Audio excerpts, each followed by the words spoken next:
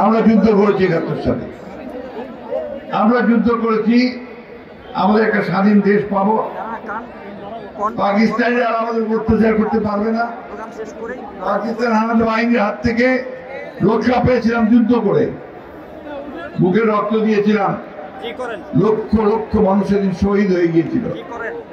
আমাদের হিন্দু মুসলমান ভাইরা আমরা ঘর বাড়ির ছেলে ভারতে চলে গিয়েছিলাম, আমরা সেটা ভুলি নাই।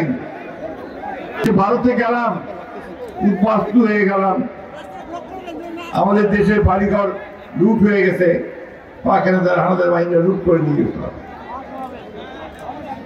এরপর আমরা স্বাধীন হলাম যুদ্ধ করে, একটা দেশ পালাম, বাংলাদেশ স্বাধীন।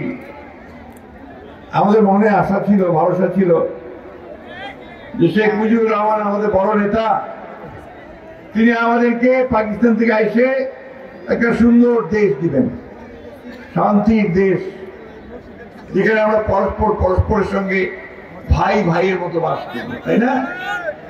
কিন্তু দুর্ভাগ্য আমাদের, আমরা সেটা পাই নাই।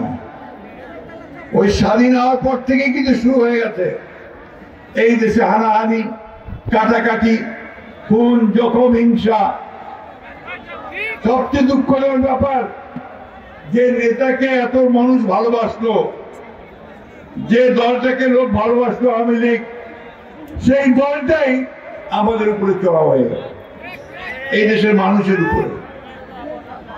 আপনাদের অনেকের মনে থাকার কথা, তখন একটা দল ছিল, বাংলা স্বাধীনতাতেও তৈরি হয়েছিল, জাসদ, রব সাহেবের জাসদ।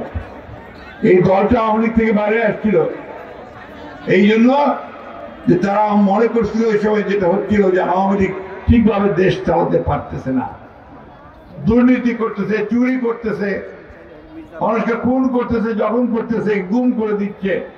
সুতরাং তারা তখন বের হয়ে আসছিল।